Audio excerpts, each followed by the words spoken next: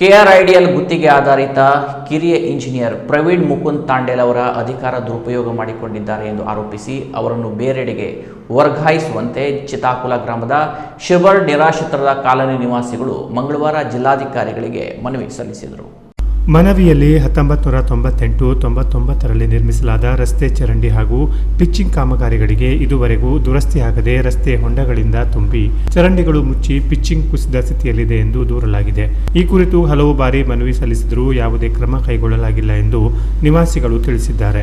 ಇದೀಗ ಕಿರಿಯ ಇಂಜಿನಿಯರ್ ಪ್ರವೀಣ್ ಮುಕುಂದ ತಾಂಡೇಲ್ ಅವರು ನೈಸರ್ಗಿಕ ವಿಕೋಪ ಯೋಜನೆಯಡಿ 5 ಲಕ್ಷ ವೆಚ್ಚದಲ್ಲಿ ತಮ್ಮ ಮಾವನ ಮನೆಗೆ ಸಂಪರ್ಕ ಕಲ್ಪಿಸುವ ಉದ್ದೇಶದಿಂದ ಸುಮಾರು 150 ಮೀಟರ್ ರಸ್ತೆ ಕಾಮಗಾರಿ ಪ್ರಾರಂಭಿಸಿದ್ದಾರೆ ಎಂದು ಆರೋಪಿಸಲಾಗಿದೆ.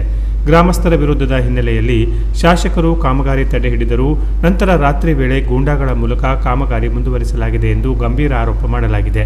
ಈ ಹಿನ್ನೆಲೆಯಲ್ಲಿ ಸಂಬಂಧಿತ ಇಂಜಿನಿಯರ್ ಅವರನ್ನು ವರ್ಗಾಯಿಸಿ ಅವ್ಯವಹಾರದ ಕುರಿತು ಕಾನೂನು ಕ್ರಮ ಕೈಗೊಳ್ಳಬೇಕು ಹಾಗೂ ಕಾಮಗಾರಿ ಸ್ಥಗಿತಗೊಳಿಸಬೇಕು ಎಂದು ಮನವಿಯಲ್ಲಿ ಆಗ್ರಹಿಸಲಾಗಿದೆ. Canara plus news, Karwar.